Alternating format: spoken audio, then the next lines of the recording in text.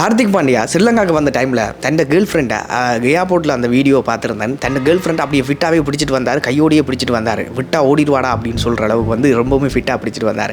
இதிலேருந்து தெரிஞ்சு கொள்ளக்கூடிய ஒரு விஷயம் என்ன அப்படின்னு சொன்னால், ஃபேமிலி ஃபர்ஸ்ட் அப்படின்னு சொல்கிறது. அவங்க வீரர்களாக இருந்தாலும் தங்களோட குடும்பத்தில் எவ்வளோ அன்பா பாசமாக இருக்கிறாங்க அப்படின்னு சொல்கிறது வந்து இதிலேருந்து தெரிஞ்சு கொள்ளக்கூடிய மிகப்பெரிய ஒரு பெஸ்ட்டான எக்ஸாம்பிள் அப்படின்னு சொல்லுவேன்.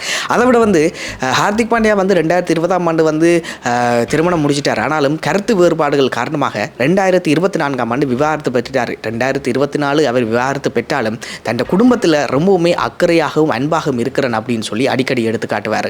அதுக்கு சொல்லக்கூடிய மிகப்பெரிய ஒரு பெஸ்ட்டான ஒரு எக்ஸாம்பிள் என்ன தெரியுமா? 2026 இந்த வருஷம் பிப்ரவரி மாதம் என்ன செய்திருக்கார் அப்படின்னு சொன்னால், தன்னுடைய மனைவிக்காகவும் தன்னுடைய மகனுக்காகவும் 4 கோடி ரூபாய் பெறுமதியான ஒரு லேண்ட் ரோவர் கார் ஒன்றை பரிசளிச்சிருக்கிறார். தன்னுடைய மனைவியும் மகனும் வந்து அவங்களுடைய தேவைகளுக்காக யூஸ் பண்ணி கொள்ளட்டும் அப்படின்னு சொல்லி.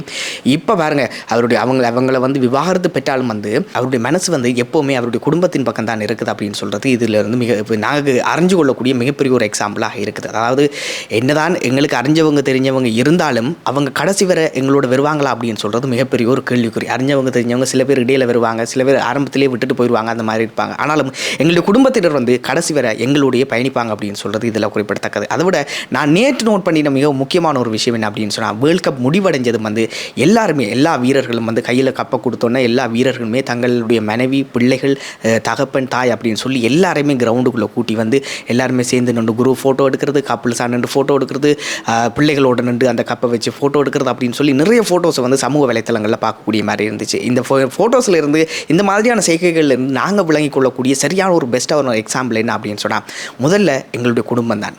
அதாவது நிறைய பிரபலங்கள் சொல்லக்கூடிய ஒரு வார்த்தை வந்து முதல்ல குடும்பத்தை பாருங்கள் அப்படின்னு சொல்கிறது.